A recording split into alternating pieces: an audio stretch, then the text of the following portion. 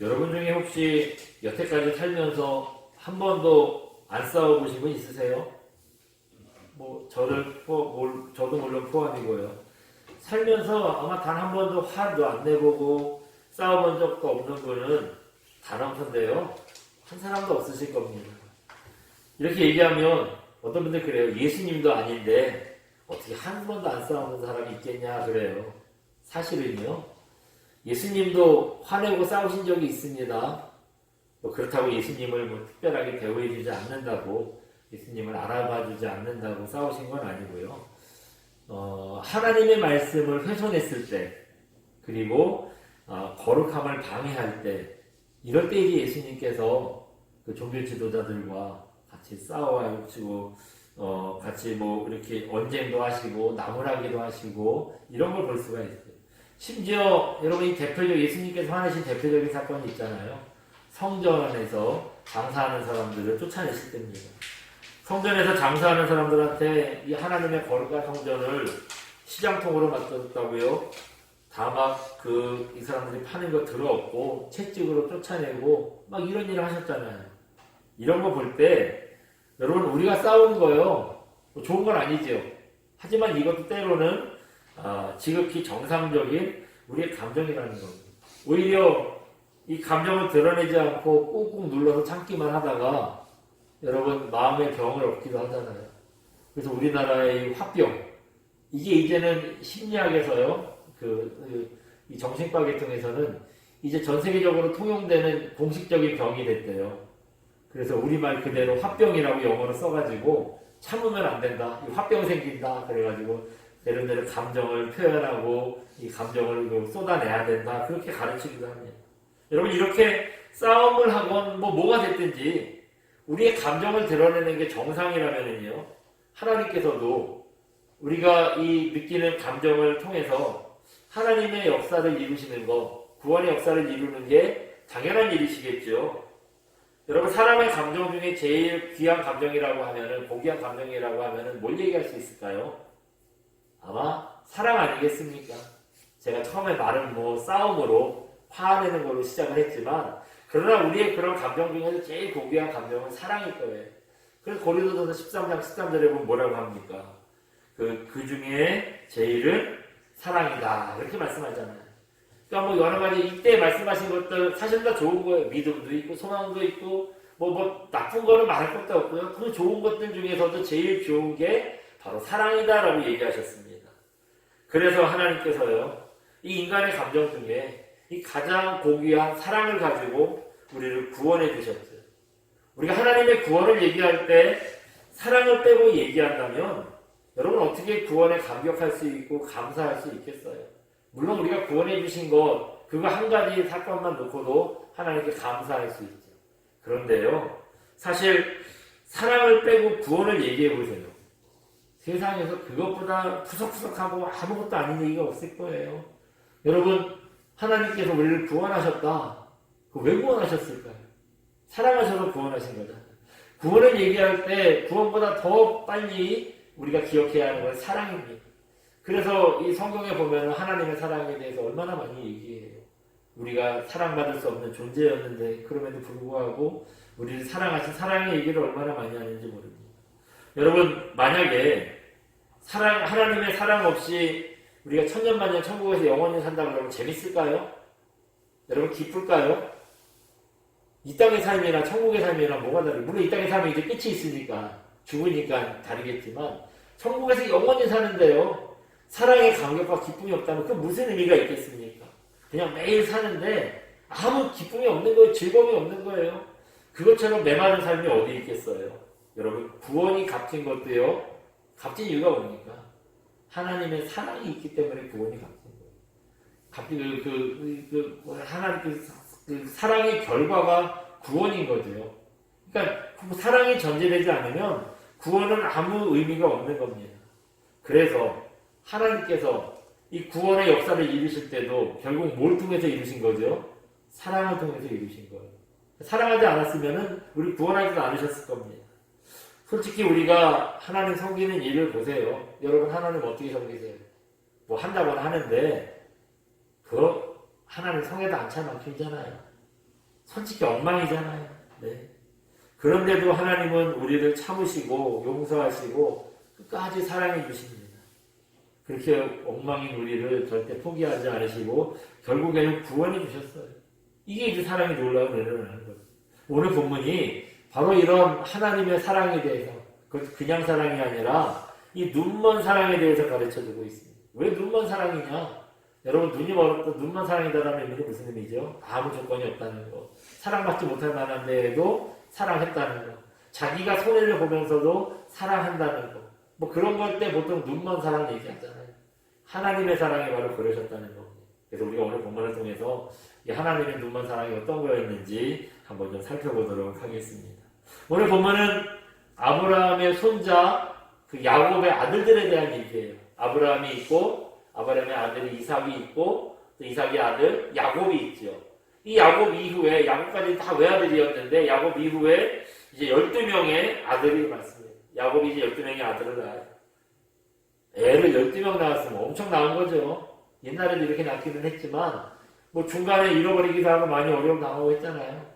근데요 여기는 안 그랬어요. 12명 낳았는데 근데 이제 한 엄마한테 12명을 낳은 건 아니고요. 4명의 여인들한테 12명의 아들을 낳습니다. 야곱의 가족사가 조금 복잡한데요. 설명을 좀 드려보면 이렇습니다. 한번 잠깐 보여주시겠어요? 네. 야곱에게 아내가 둘 있대요. 첫째 부인이 누구래요? 레아. 둘째 부인은 라헬. 2명이에요. 지금이 아내가 둘 있다 그러면 큰일 날 일인데요. 옛날에 이 창세기 때는 뭐 그럴 수도 있었지요. 이런 상황들이 있었습니다. 첫째 아내 레아는요. 사랑해서 결혼한 사람은 아니에요. 어쩌다 보니 야곱이 떠안다시피 억지로 결혼을 한 그런 상황입니다. 나중에 뭐 그 말씀을 얘기할 때 좀 설명을 드려보면 좋겠는데요. 어쨌든 첫째 아내는 야곱이 사랑했던 사람은 아니에요. 그냥 억지로 아내를 떠났다시피 억지로 결혼을 한 아내입니다. 진짜 사랑하는 둘째예요. 두 번째 아내는 누구죠? 라헬입니다. 이게 진짜 야곱이 사랑해서 사랑하는 마음으로 사랑하는 아내였습니다. 그런데요, 이 레아가 그 남편의 사랑은 받지 못했는데 그 대신 애는 쑥쑥 잘 낳았던 것 같아요. 한번 보여주시겠어요? 네. 자식을 넷이나 낳았어요, 아들을. 처음부터 한번 읽어볼까요? 시작. 루벤, 시므온, 레위, 유다. 낳은 순서예요. 앞으로 나오는 이제 자식들도 낳은 순서로 말씀을 드리겠습니다. 저렇게 4명이나 아들을 낳았어요. 남편 사랑을 못 받는 대신 하나님께서 이 새해 복은 여셨나봐요. 아들을 많이 낳았어요. 여러분 아무리 진짜 그 야곱이 사랑한 아내는 라헬이라고 했지만 그래도 레아가 억지로 결혼을 했어도 저렇게 자기 자식들을 4이나 낳아줬는데 마음이 레아 쪽으로 기울지 않겠어요? 네? 그럴 수 있잖아요. 라헬이 마음이 급해진 거예요. 그래서 어떻게 했느냐 한번 잠깐 보여주시겠어요? 자기가 자식을 못 낳으니까 누구래요? 빌하. 자기 몸종을 남편이랑 자기해서요 자식을 낳게 만듭니다. 자식을 낳았어요. 한번 보여주세요. 누구래요? 단, 납달리 2명의 아들을 이제 5번째, 6번째 아들을 낳았어요. 둘을 낳았습니다. 뭐 자기 몸종을 통해서 낳은 아들인데요. 뭐 대우하기는 꼭 자기가 낳은 아들이랑 똑같이 생각했나 봐요. 이렇게 해가지고 이제 남편의 사랑이 혹시 저기 레아한테 가는 거 아닌가 조마조마했을 텐데요. 아들 둘 낳아줬잖아요. 한시름 놓은 거예요. 근데 저런 걸 놨더니 그러면 레아는 가만히 있겠어요? 물론 자기가 아들을 4이나 낳아줬지만 또 저렇게 또 낳으니까 남편의 마음이 자기한테 올락말락 하다가 다시 이제 라헬한테 가는 거예요. 나도 그럼 똑같은 방법을 하면 좋겠다 해가지고요. 한번 보여주세요. 네. 이번에 자기 목종 실바를 통해서 이제 둘 또 낳았어요. 갓과 아셀이라는 아들 둘을 또 낳습니다. 저렇게 이제 낳은 거예요. 그리고 나서 저 레아가 또 아들을 낳았어요. 한번 보여주세요. 이제 9번째, 10번째 누굴 낳았대요? 이사갈, 스불론 10명 낳았어요. 이제 아들 저렇게 해서 10명이 된 겁니다. 그리고 나서도 레아가 하나 또 낳았어요. 이번엔 딸이에요. 한번 보여주세요. 네. 누구래요? 디나. 이름이 디나인데 딸이에요. 저렇게 해서 이제 10명의 아들, 딸 하나 낳았습니다. 근데 이걸로 이제 끝나는 줄 알았는데 드디어 라헬이 아들을 낳았어요. 저렇게 다 낳고 나를 낳았어요. 그것도 하나도 아니고 둘이나 낳았어요. 한번 보여주세요. 누굴 낳았대요? 요셉과 베냐민을 낳았습니다. 이따가 뭐 잠깐 더 말씀이 되겠지만 라헬이 저 막내 베냐민을 낳다가 죽어요. 라헬이 먼저 죽습니다. 근데 아무튼 저렇게 됐고요. 저 12아들들이 나중에 이스라엘의 저 집안에서 아들들 집안에서 이스라엘의 12지파가 되는 거예요. 그런데 요셉은 저기 레위라고 셋째, 레위는 나중에 레위 지파는 제사장 지파로 빠져요.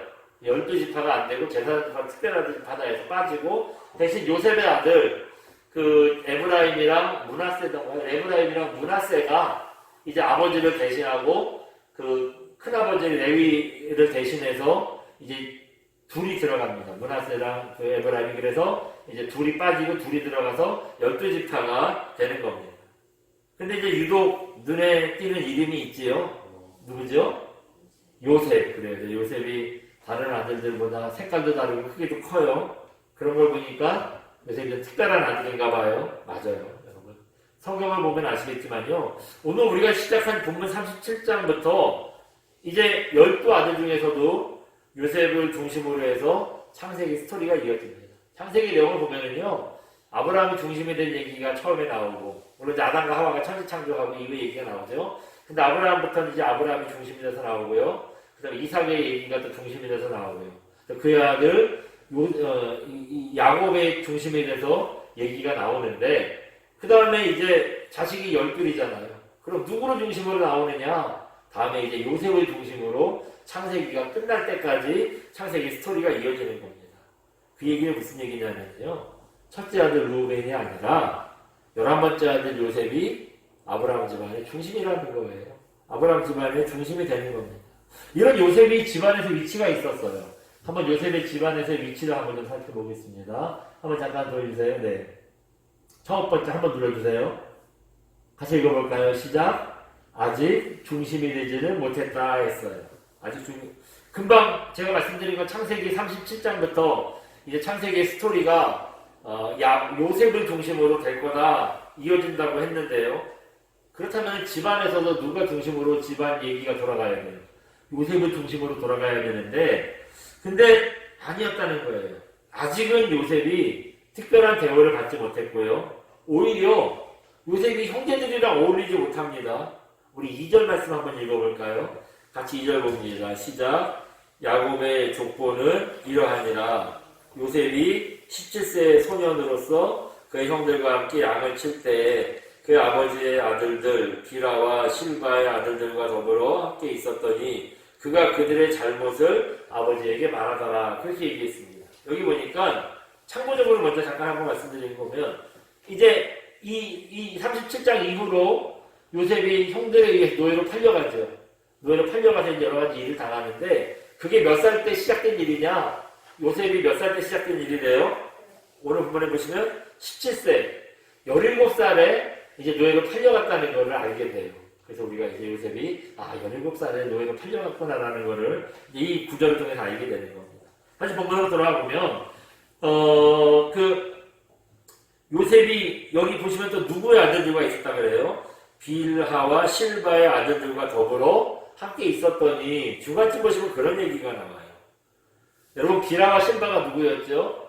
앞으로 잠깐 돌려봐 주시겠어요? 네, 그 형제들 얘기.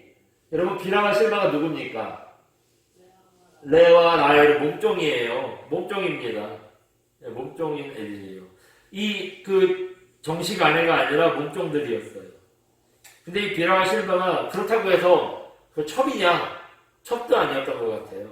이 사람들은 단지 그 아들을 낳도록 몸을 빌려줬을 뿐이지 아들을 낳았다고 해서 이제 빌하와 실바가 이제 야곱의 아내가 된 거냐? 그건 아니었던 것 같아요. 아기만 낳고 다시 이제 종의 자리로 자기 위치로 이제 돌아간 거죠. 여러분 그러니까 엄밀히 따지면 빌하와 실바가 낳은 아들들이요. 서자는 아니에요. 서자는 어떤 때 서자죠? 첩이 낳은 아들이래야 서자인데 첩도 아니에요. 다시 그냥 몸종으로 돌아갔으니까 첩도 아니에요. 그러니까 서자도 아니에요. 그래도 그렇다 보니 아들들은 아들인데 진짜 자기 아내가 레아랑 라헬이 낳은 아들들보다 아무래도 아버지가 생각할 때 조금 급이 떨어지겠죠. 주변에서도 얘는 엄마가 누구더라 다 아니까 쟤들은 조금 열애가 되는 아들들이겠지요. 그런 일이 있었을 거예요.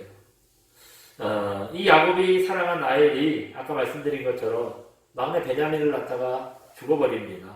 죽어요. 지금 37장은 이제 그 라헬이 죽은 이후예요. 요셉이 사랑한 아들은, 요셉은 자기가 사랑한 라헬이 낳은 아들입니다. 그렇다 보니 이 요셉이요, 아버지의 특별한 관심을 받았을 거예요. 아마 이 12아들들 중에 이 아버지가 요셉을 볼 때마다 자기가 사랑했던 아내 라헬이 생각나지 않았겠어. 생긴 게 자기도 닮았겠지만 엄마를 닮은 구석이 있을 거 아니에요. 그렇다 보니 또 마음이 좀 점점 가고 그랬을 거 아닙니까? 이래서 그 아버지의 특별한 사랑을 받았는데 또 엄마가 없으니까 더 아버지가 또 애틋하잖아요. 이러면 아이고 엄마도 없이 그냥 형제 사이에 끼어있는 아들이다. 이러니까 더 아마 더 치근했겠지요. 뭐 이런 상황들이 되다 보니 아버지의 특별한 사랑을 받는데 형들이 질투하는 거예요. 얘를 끼워주지 않습니다. 그런데 이 누가 얘를 데리고 같이 있었대요. 비라와 실바가 낳은 아들들이 얘를 끼워줬다는 거예요. 근데 그렇다면 얘가 좋아서 끼워줬을까요? 상황적으로 보면 또 그것도 아닌 것 같아요. 왜냐하면 이 비라와 실바가 낳은 아들들이 좀 급이 떨어지다 보니 아무래도 괄시를 받았었잖아요. 형제들 사이에서도 너는 막 잘못 이렇게 돼서 나온 거야. 너 뭐 엄마 쟤들애들 아내가 아니야. 아무래도 이렇게 괄시를 받았을 거예요. 그럴 때 아마 요셉 데리고 다니면서 그동안 괄시 받았던 거 얘한테 화풀이를 했을 것 같아요. 화풀이도 하고요. 또 요셉 좀 시켜먹고요. 이 어린 요셉을 데리고 다니면서 그런 용도로 사용하지 않았을까 싶어요. 첫째 부인 레아가 낳은 아들들은 요셉을 인정하지 않습니다. 또 몸종이 낳은 아들들도 요셉을 데리고 다니면서 막 구박하는 거예요. 그러니까 요셉이 지금 위치가 어떻죠? 뭐 물론 얘기는 앞에서 이제 창세기의 중심이다, 얘기의 중심이다라고 얘기했지만 집안에서는 아직 집안의 중심이 되지 못하고요. 오히려 왕따였던 게 요셉의 위치였습니다. 또 요셉의 위치가 어떠냐? 두 번째로 다시 한번 가셔서 뒤로 가서 다시 한번 보여주시기 바랍니다. 두 번째 시작.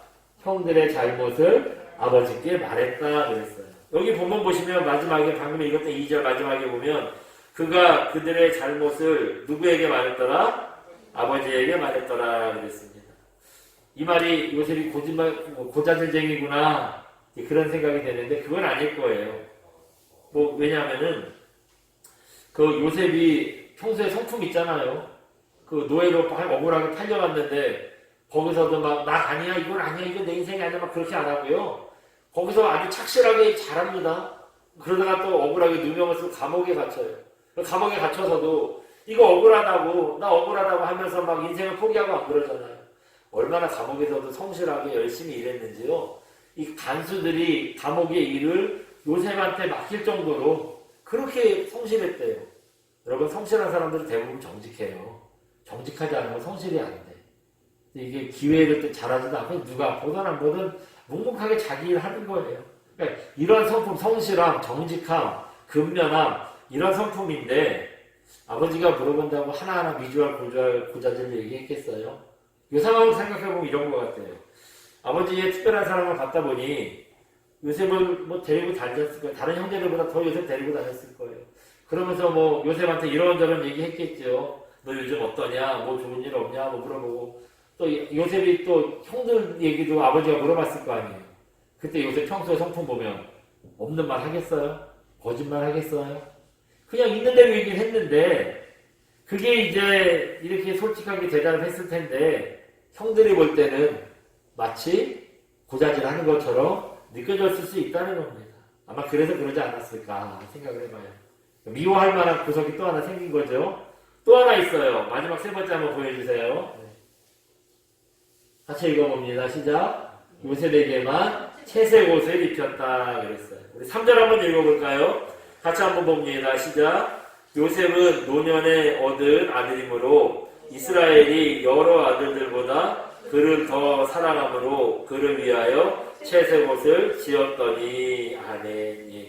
여러분 여기서 둘째 줄에 보면은 이스라엘이 여러 아들들보다 그랬어요. 여기서 말하는 이스라엘이 누구냐면 그 요셉의 아버지 야곱 아니 요셉 아버지 야곱을 얘기하는 겁니다. 그 야곱이 약복강가에서 천사랑 씨름을 해가지고 그 잘 이겨내요. 그때 하나님께서 천사를 통해서 그 야곱의 이름을 바꿔줘요. 이제부터 너를 이스라엘이라고 부르겠다. 그렇게 이름을 바꿔줘요. 그래서 지금 이 야곱이 여기서 말하는 이스라엘이 나라 이스라엘, 민족 이스라엘을 얘기하는 게 아니라 그 야곱을 얘기하는 겁니다. 이 요셉이 이스라엘이 여러 아들들보다 이 요셉을 더 사랑해서요. 요셉한테만 채색옷을 입혔대요. 여기 여러분 야곱에게 요셉이 어떤 아들이었죠? 노년에 얻은 아들이라고 지금 얘기했죠. 본문에 보시면 또 뭐라 그럽니까? 자기가 진짜 사랑한 그 라헬이 낳은 아들이라고 그랬어요.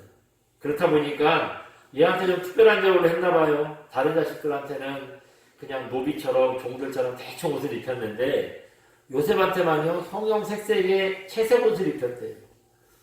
여러분 이 채색 옷을 입혔다는 거는요 단순하게 화려한 옷을 입었다라는 의미는 아닙니다.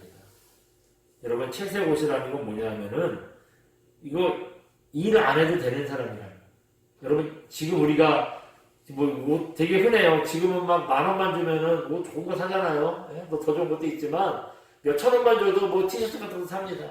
근데 옛날에는요 옷이 얼마나 귀했는지 여러분 예수님 십자가 달려 돌아가셨을 때 예수님이 달려 돌아가신 다음에 군인들이 무슨 일을 했다 그래요. 예수님이 벗어놓은 옷을 서로 가져가려고 제비뽑기를 했다는 얘기가 나와요. 여러분 기분 나빠서 더럽게 남이 입던 옷 가져가고 싶어요? 심지어 사형수가 입던 옷인데 더럽게 이거 피 묻고 이런 옷을 가져가고 싶어요? 그런데에도 그걸 가져가고 싶어서 서로 가져가려고 제비를 뽑았대요. 그럴 정도니 이 당시 옷이 얼마나 귀한 것인가 옛날에는 알만하죠. 거기다가 그냥 옷도 그렇게 때가 꼬질꼬질한 옷도 그렇게 귀한데 채색 옷이래요.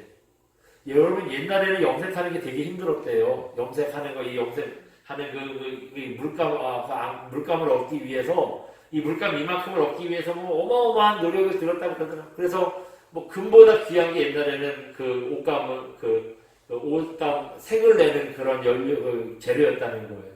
그 금보다 귀했다는 거예요. 그러니 이게 뭐 보통 옷이에요. 단순히 채색 옷을 입었다는 거는요. 그냥 옷이 화려하다는 의미가 아닙니다. 그 사람은 그 정도로 돈이 많다는 거예요. 그리고 채색 옷을 입었다는 얘기는 뭐냐면 나는 일 안 해도 되는 사람이라는 거예요. 일은 종놈들이 하고 나는 그냥 놀고 먹고 그런 사람이라는 뜻입니다. 네. 여러분 채색 옷 입고 일하겠어요? 옷 들어오질까봐 그 귀한 옷을 이거 채색 옷을 입은 것이 일 안 해도 된다는 거예요.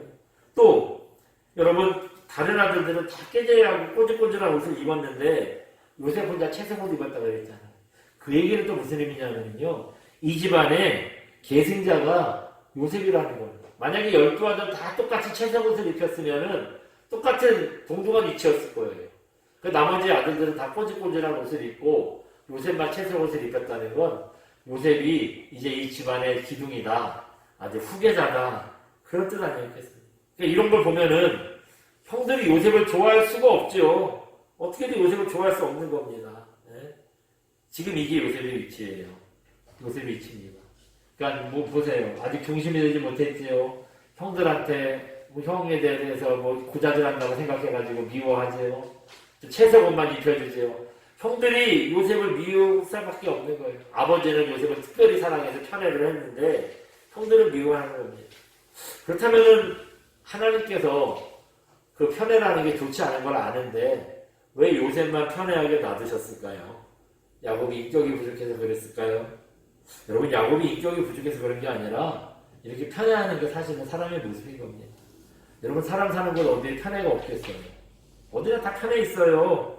어느 집에 가도 자식이 많아도요. 어떤 놈이 더 마음에 가는 자식이 있어요. 편애가 있습니다. 어느 조직에 가도 편애가 있어요. 뭐 인맥, 줄서기, 뭐 내가 막 아끼는 후배 이거 다 편애잖아요. 있어요. 네? 아무리 편애가 없다고 얘기하는 사람도 보면은 자기 자식 먼저 챙겨요. 아내 먼저 챙겨, 가족 먼저 챙겨요. 이거 편애라고 얘기하기도 못할 정도로 당연한 일이죠. 근데도 편애예요. 세상 어디를 보나 편애가 있습니다. 편애 때문에 갈등도 생기고 싸움도 나고 편애가 그러잖아요. 그러니까 이게 편애가 좋다 나쁘다를 떠나서요. 편애는 지극히 인간적인 모습이라는 겁니다. 우리가 사는 게 다 그래요. 그러니 여러분 우리한테 편애가 있다는 거 여러분 인정하셔야 됩니다. 그리고 무엇보다 더 중요한 건 뭐냐면 이 편애가 바로 하나님을 향한 우리를 향하신 하나님의 사랑이라는 겁니다. 여러분 우리가 하나님의 사랑을 입었어요. 근데 이 사랑이 편애입니다. 한번 생각해 보세요. 하나님은 이 세상 사람들 다 사랑하십니다. 다 사랑하세요. 그래서 모든 사람들에게 똑같이 베푸는 은혜가 있어요. 제가 몇 가지만 얘기해 볼게요. 여러분 햇볕 없으면 안 되잖아요. 햇볕 없으면 암에 걸린대요. 뭐 그런데 이거 여러분 예수 믿는 사람들한테는 햇볕을 주시지 않잖아요. 안 믿는 사람한테는 햇빛 똑같이 줍니다. 우리가 물 없이 살 수 없잖아요. 이것도 뭐 예수 믿는다고 안 믿는 사람은 물 안 주고 안 그러잖아요. 똑같이 물이 또 하나님의 선물로 받을 수 있어요. 또 우연이라는 게 세상 사람들은 우연이라고 얘기하는데 우리는 이 우연을 뭐라고 얘기하죠? 하나님의 계획과 섭니다 이렇게 얘기합니다. 그러니까 세상에 그냥 되는 일은 없어요. 세상 사람들 우연이라고 하는데 우리는 그게 하나님의 계획과 섭리라고 얘기해요. 그러니까 세상 사람들도요. 이 우연이라는 하나님의 섭리를 다 경험합니다. 다 경험해요. 이런 게 다 하나님께서 세상을 사랑하셔서 베푸시는 은혜예요. 그러나 그렇다고 해서 그런 은혜를 준다고 해서 구원까지 다 주느냐? 다 주시지는 않아요. 그럼 누구만 구원받습니까? 예수 믿는 사람들에게만 구원의 은혜를 베푸세요. 이게 하나님의 편애라는 거예요. 여러분 야곱도 그랬잖아요. 야곱이 요셉을 특별히 사랑했는데 그렇다고 나머지 아들들을 안 사랑한 건 아니에요. 나머지 아들들도 다 사랑했습니다. 나머지 아들들도 다 사랑했는데 그 중에서도 특히 요셉을 더 많이 사랑하신 것 뿐이에요. 그런 것처럼 하나님 세상 모든 사람들 다 사랑하십니다. 그러나 그 중에서도 우리 하나님의 자녀된 우리를 더 많이 사랑하셔서 구원하셨다는 거예요. 성경에 보시면 하나님의 편애에 대해서 예수님께서 또 이런 말씀을 하십니다. 한번 잠깐 보여주시겠어요? 마태복음 18장 12절입니다. 우리 같이 읽어봅니다. 시작. 마태복음 18장 12절. 너희 생각에는 어떠하냐? 어떤 사람이 양 100마리가 있는데 그 중에 하나가 길을 잃었으면 그 99마리를 산에 두고 길 잃은 양 한 마리를 찾지 않겠느냐? 이렇게 말씀하셨습니다. 아멘. 이거는 물론 구원에 대한 얘기예요. 구원에 대한 얘기이기도 하지만 또 하나님의 사랑에 대한 얘기로 생각할 수 있습니다. 어떤 사람이 양 100마리가 있대요. 풀을 먹이고 양을 데리고 집에 들어가는데 다음 보니까 하나가 없는 거야. 이놈이 어디 갔을까 싶어가지고 이제 찾는 겁니다. 이때 어떻게 해요? 여러분 어떻게 해야 되죠? 데리고 99마리 얌전하게 다 집에 안전하게 데려다 주고 그 다음에 이제 대집법 가가지고 한 마리 찾아봐야 되잖아요. 이게 정상적이고 합리적인 생각입니다. 한 마리 잃어버렸다고 당황해서 99마리 그 자리에 놔두고 한 마리 찾아서 도망 저쪽으로 다시 대집법 가면 그 사이에 99마리 흩어져가지고 다 잊어버리면 어떻게 해요? 한 마리 찾으려다가 99마리까지 다 잊어버릴 수가 있어요. 근데 여러분 진짜 양을 사랑하는 목자는요 그렇게 하지 않는다잖아요. 한 마리 잃어버린 놈이 얼마나 걱정이 되는지 99마리 그냥 길거리에 놔두고요 그 한 마리를 찾아서 되짚어 간대요. 그게 바로 하나님의 마음이고 우리를 향하신 하나님의 편애였다는 겁니다. 하나님께서 우리를 그렇게 맹목적으로 사랑하세요. 그냥 하나 잊어버리면 큰일 나는 줄 알고 막 그냥 나도 그냥 산책보다 사랑을 찾아오시는 겁니다. 여러분 한 마리를 찾으러 가는 그 하나님의 심정을 이해하지 못하면서 우리가 그저 우리 얕은 생각으로 하나님의 편애다 나쁘다 이렇게 얘기하면 안 되는 겁니다. 우리 사람들의 편애는요 한 사람을 사랑하면 나머지가 상처받아요. 그러니까 한 사람을 사랑하면 그 사람 때문에 나머지가 상처받아요. 요셉 그랬잖아요. 야곱이 하나들 요셉만 편애했더니 나머지 11아들이 다 상처받았잖아요. 그게 하나님이 이게 인간의 이것 때문에 우리가 편애는 나쁜 거다 얘기하는데요. 이게 인간들의 편애입니다. 그러나 여러분 하나님의 편애는 그렇지 않아요. 하나님의 편애는 인간의 편애랑 다릅니다. 하나님께서 한 사람을 사랑하면은요 모두가 다 사랑받는다고 느껴요. 참 이상해요. 하나님은 너만 사랑해라고 말씀하시는데 사람들이 다 하나님이 나만 사랑하시더라고 다 그걸 똑같이 느끼는 거예요. 그래서 여러분 하나님의 편애를 받으면은요 상처받는 사람이 아무도 없어요. 다 기뻐하고 감사하고 사랑을 충만하게 느낍니다. 왜 그럴까요? 하나님의 사랑은 완벽한 사랑이기 때문에 그래요. 그 사랑은 무한한 사랑이시기 때문에 한 사람만 사랑한다고 해서 그 사랑의 에너지가 고갈되는 게 아니에요. 무한하기 때문에 한 사람만 다 똑같이 사랑하는 겁니다. 또 하나님의 사랑이 어떤 사랑입니까? 자기 아들 예수님까지 아낌없이 주신 생명까지 내어주는 사랑이에요.